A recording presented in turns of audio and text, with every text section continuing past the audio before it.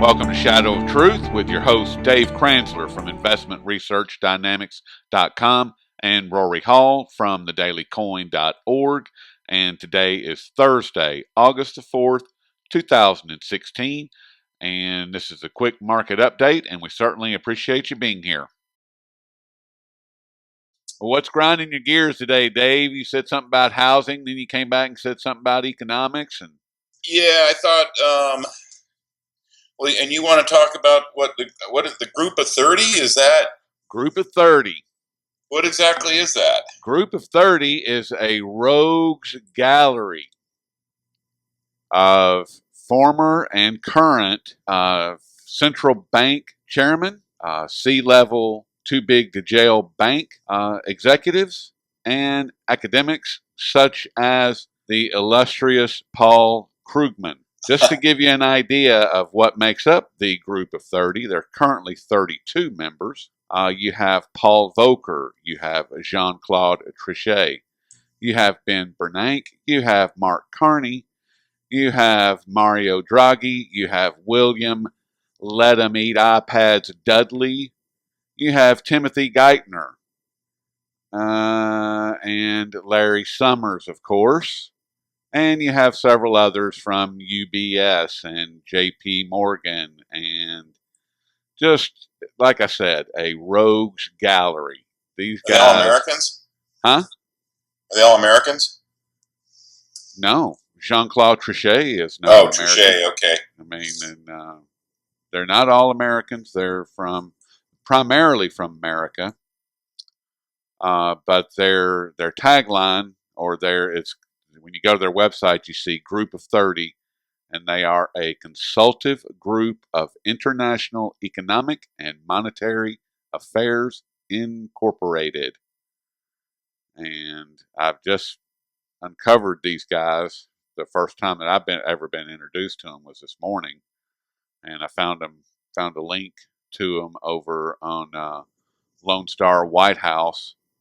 A gentleman named Larry White heads up, and he's been doing some brilliant work on the SDR and the IMF and uncovering all kinds of activity going on.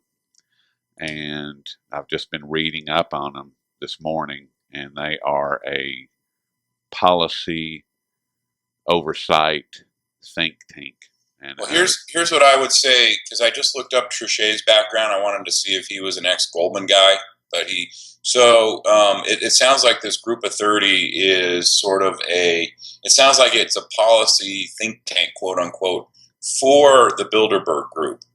Here is Trichet's background. He worked at Credit Lyonnais in France, which is essentially, you could say it's France's version of JP Morgan. People might, that could either be Société Générale or it could be Credit Lyonnais, or you could say it's France's form of Goldman Sachs. Okay. He was in charge of the French Treasury at the time, and he was put on trial with 8 others charged with irregularity. Oh, I'm sorry. Let me take that back. He wasn't at Credit Lyonnais. He was in charge of the French Treasury, so he was a French government elitist. And he was put on trial with 8 others who worked at Credit Lyonnais, and they were charged with irregularities. And I don't know what the nature of those irregularities. He was cleared, and then he made the move to the ECB. Now, it also says here that he is the chairman of the European branch of the Trilateral Commission. Oh, my God. And he is a member of the steering committee of the Bilderberg Group. So that essentially kind of puts him on par with a Rockefeller. Yes. So, the Trilateral Commission, if you're part of it, and that also means, well, I guess he wouldn't be part of the Council of Foreign Relations. He's probably whatever France's version of that is. But that essentially means if he's a Trilat and a Bilderberg, and he's that high up in both. In fact, he's chairman of the European branch of the Trilats. That means he's one of the most powerful men in the world in terms of putting into place policies to screw the middle class. Yep. I would agree with that wholeheartedly. I mean, like I said, their membership reads like a rogues gallery of these high level criminals that you and I and several of our compatriots report on every day. I mean, and these are the people. This is one of those groups that's behind the scene that nobody's ever heard of, that rarely gets reported on, and I'm in the middle of writing about just what these guys are doing and just what they're about. And well, these would be the guys that are trying to steer the world into a one world, one government, but they're also the guys that are putting into place the baleens. They're the guys that are putting into the bail-in policies. They're the guys that are putting into place the money printing policies that enable people to, or that enable the elitists to steal everyone else's money and wealth. It gets. I was talking about this with someone yesterday about the money printing, and it gets back to the famous Mayor Rothschild quote: "Give me control of a country's money supply, and I don't care who makes the laws." That's what it comes down to. And that's so essentially that's what these guys. I mean, and these guys, you know, I'm sure if we dissected the Trilateral Commission and the Bilderberg Group, there's a lot of cross pollination with the BIS. I would be surprised otherwise. Yeah, I mean, I'm pretty sure that these guys are connected to the IMF as well.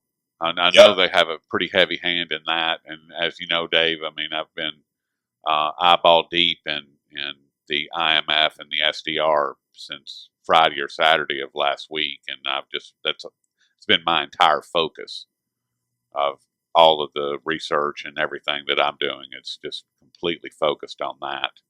And I might add, you're uncovering some very interesting stuff that has not been covered even in blogosphere, but stuff that's relevant. Well, now there's two. Now I've got to give credit where credit's due. There are two people that are fueling the fire and have helped me tremendously. And I mentioned one just a moment ago, Larry White over at Lone Star White House .blogspot.com, and he's done a tremendous job. And then J.C. Collins at philosophyofmetrics.com.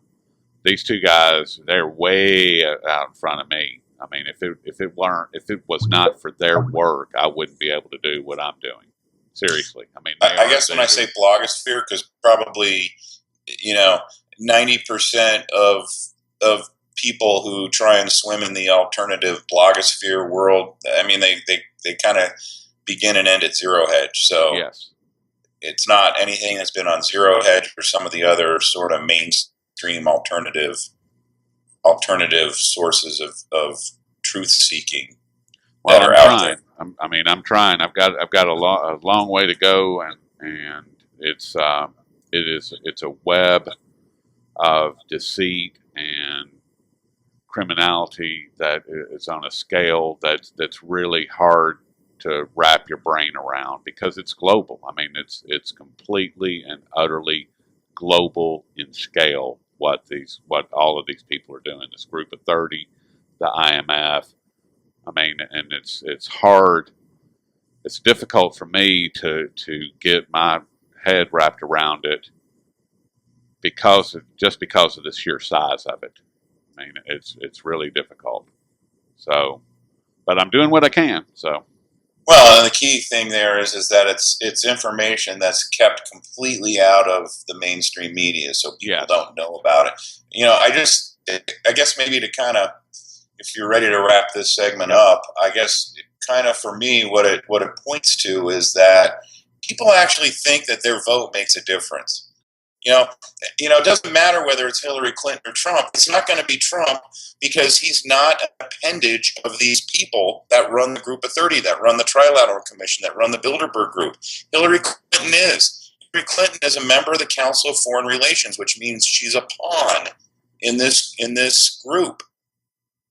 Yes. They're using her. They want her in there because she can pass the executive orders and get around Congress if need be. That passes the decrees and legislation that these guys need to have put in place so that they can increase keep and increase their power. That's correct. And that's what this is all about. And I just laugh when people think that their vote makes a difference. Like they really think Hillary Clinton gives a shit about them. She doesn't care. All she cares about is your vote.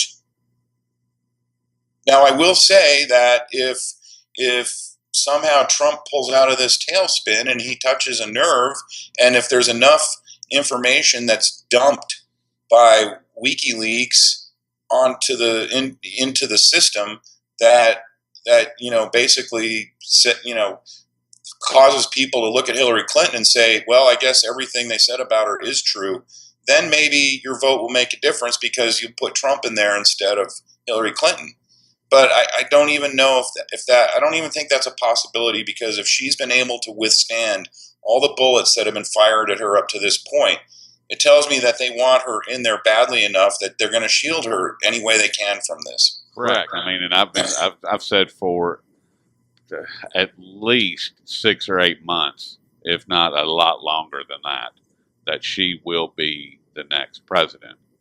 She will be the next person to occupy the White House. Yeah, I like that's the way to put it. and that's the bottom line. I mean,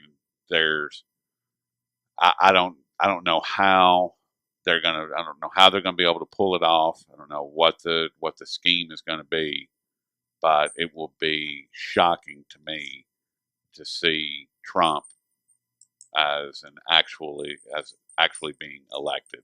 Now he could be put into place if they get to him somehow. That could happen. I mean, he's a deal maker. He'll be the first one to tell you, I make deals, I cut deals, and these people, this group of 30, the IMF, that's what they do. They make deals. Yeah. So anything's possible. But I agree wholeheartedly. Your vote doesn't matter because you have unelected bureaucrats at the IMF, at the BIS, at the group of 30. These are the policymakers. These are the people that control the purse strings, the absolute purse strings. These are the guys that control the people in the White House and in Congress. Yes. Well, all right. Well, what's on your mind, Dave? Well, just a couple things really quickly. I really get agitated every week when a big deal is made out of the jobless claims number. And, I mean, it's just as bogus as the unemployment report is. And you look at Zero Hedge, initial jobless claims hover at 43-year lows, diverge from Challenger layoffs. And the reason why the jobless claims number is irrelevant is you can't compare it to the jobless claims number back in 08 through 2010. Right now the weekly claims is around 270,000 per week. And back then, it got over 400,000 at one point. And that it reflected how bad the labor market was. This doesn't reflect it, because what's happened is that the percent after the 2008-2010 washout and recession, you had a lot of people that were let go from jobs. And those people were entitled to file for unemployment claims. Well, a lot of the jobs that have been created since then are either full-time jobs at companies that don't provide unemployment insurance, and therefore when you get fired from that job or let go from that job, you don't have the ability to file for unemployment insurance. Or they're part-time jobs, and part-timers by nature, don't qualify for unemployment insurance.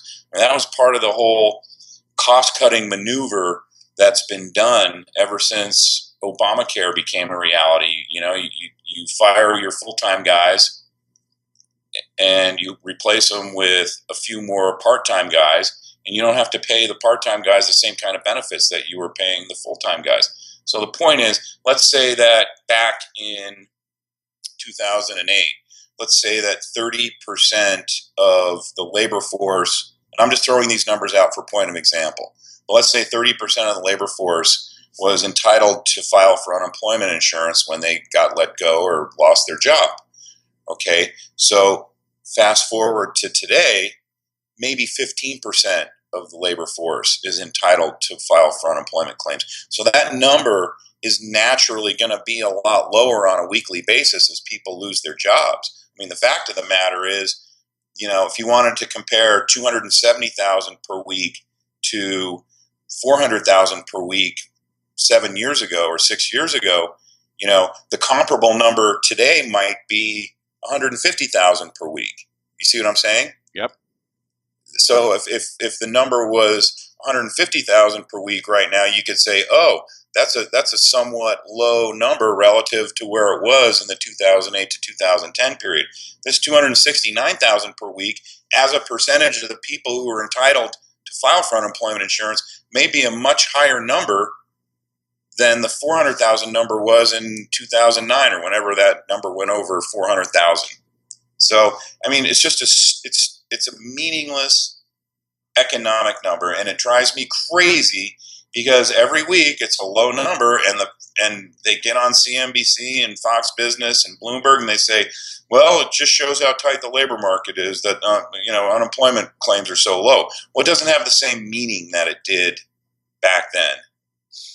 Don, they're actually saying that the employment market is tight. Yes, because suggesting that jobs are hard to come by. Yeah. Well, if the employment, if people didn't have trouble finding jobs,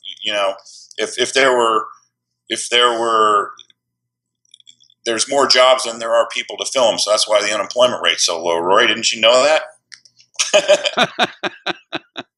Well, there's actually a good graph on Zero Hedge, and it actually shows, I guess, yeah. So it shows when the jobless claims were up around the 400,000 level, which was, it looks like this graph only goes back to the middle of 2011. So it was let's just say from 2010 to 2012, it was above 400,000. But you'll see that the number of jobless claims is declining every week or every month once you get past 2012. But then in the middle of 2013, in general, the Challenger layoffs report is moving higher.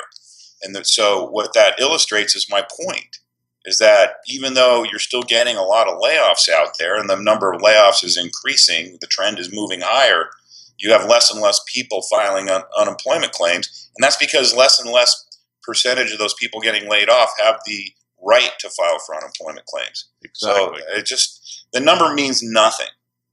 Well, I mean, other than that, the percentage of the workforce that can actually file for unemployment claims when they lose their job is declining very quickly. That's what that number means. And it actually is an unhealthy number. Well, I mean, and it'll be interesting to see what the labor participation rate is come tomorrow and that's really the only number, and I'm sure it's rigged as well. If it's not, it'll start to be massaged over time period going forward. I mean, it's all a farce. I mean, the whole thing is a farce. I mean, I don't look at it. I mean, I listen to your commentary and read Dr. Roberts' commentary about it, and that's about it. Seriously, because otherwise, it's a waste of time to me. It's kind of like watching the stock market. I mean, it's a completely rigged scenario and is so far disconnected from the reality. It's like, why do I want to waste the time or waste the brain cells on something that's a comedy show? I mean, if I want a comedy show, I'll go to a comedy nightclub. I mean, it's at least I'll get something for my money. I mean, or am I wrong, Dave? I mean, because I mean the labor participation rate number is the only one that we can actually look at and go, well, we have something here. We don't know exactly what we have, but at least it's in the realm of reality, whereas most of the other statistics are not in the realm of reality. And I hadn't even thought of the fact of the impact of Obamacare totally annihilating the benefit side and the fact that people can no longer file for unemployment. So once you factor that into it, then you're right. I mean, those numbers have to be skewed and they have to go higher. They're forced higher. That's right. So just and the other thing I just want to touch on really quickly was the housing and real estate market, which is definitely headed south now. And I got an interesting text yesterday from a subscriber of mine who flies into Denver on Learjets all the time, and he said there is retail real estate space all over Phoenix and Mesa, which is the most populated area of Arizona, that is vacant, brand new, never occupied, yet vacant. And that's consistent with what I've been seeing all around Denver, where there's just a ton of commercial and retail real estate space that's been put up, and it's not being rented out, leased out. And on the existing buildings that are already up, there's plenty of space available. And I've heard reports that people are seeing the same thing all over the country. So the commercial real estate market is about ready to take a heavy bath. And I wrote a blog post a couple days ago explaining what the dynamic is in this housing bubble that's starting to kick in, which is the market's going to get squashed from the high end, where you're seeing a massive amount of inventory build up on the high end. Houses aren't selling, and that's starting to push into the middle, upper middle end. And again, it's, call it anecdotal if you want, but Denver's usually very representative of the general trend in housing across the country. It was the first big bubble time around, and it is now. And actually it was when real estate took a bath in the late 80s and early 90s. And I'm starting to see middle and upper middle homes build up in inventory. I don't care what the NAR numbers say about the inventory. Their numbers are rigged. And I'm starting to see those houses advertise price reductions. Yeah. And I was just driving around what was a very, very hot area in the late spring. I mean, it was as soon as a for sale sign would go up, you'd see a contract pending sign within a week. And now I'm seeing a lot of those same houses are being offered as rentals. And it supports my theory that a lot of the existing home sales that are being reported by the National Association of Realtors are not homes that are organic sales, meaning someone buys the home and they move their family into it. It's a sale that's going to someone who either wants to flip it or spend a couple months fixing it up, wait for the price to go up, and then sell it out, and they can't do it, and now they're renting them. And you're going to start seeing, I'm making this prediction, you're going to start seeing a glut of houses for rent, and it won't just happen in Denver, it'll happen all over the country. I would agree with that. I mean, I'm starting to see some minor signs of changes here in Nashville. I mean, and it's basically along the same lines, whereas, just a few months ago, houses were being snapped up before they even hit the market. Now there's a day or two, they'll be on the market for a day or two, and in the higher rent areas, I'm starting to see reduced prices to move these high end properties, and that's interesting because Nashville was even hotter than Denver, and Denver was one of the hottest markets in the country, or has been. Yeah, I mean, it's subtle at this point. I mean, and I haven't seen a lot of it, but there are signs that this is it's on the horizon, and this doesn't take into account the fact that there are literally hundreds, if not thousands, of brand new condos that are under construction right now in downtown. They haven't even finished building them out yet, and I'm already starting to see these subtle signs of change. So it'll be interesting this time next year to see what's going on. This time next year, I think you'll probably only have to wait until the late fall, and you're going to start to see a glut of apartments for rent, because what you're describing in Nashville is exactly what I started seeing about 8 to 12 months ago in Denver. Okay. Exactly. Right. Well, we'll see. Like I said, as these new condo projects and new housing projects start to come online, and things start just slowing down a touch here and slow down a touch there. Your telltale is going to be, when you pull up the ads for these luxury buildings or semi-luxury buildings that are renting out apartments, see if there are, and sometimes now you have to call the building itself to find out for sure, but they're all, at least in Denver, they're all offering 1 to 2 months free and free indoor parking. There you go. Whereas a couple, 18 months ago, you were happy if you got into a building and you had to pay for parking and there were no incentives. Now they all have massive move-in incentives because there's an oversupply. Yep. And it's going to get worse. I see that coming here. Yep. And that's an attribute that ushered in the first big housing bubble collapse, was the apartment market. Well, signs are all around, folks. All you got to do is look at them, because they're there. They're probably in your city, wherever you're at. Same thing going on. But well, you think we've ranted enough for this week for our audience? I think so.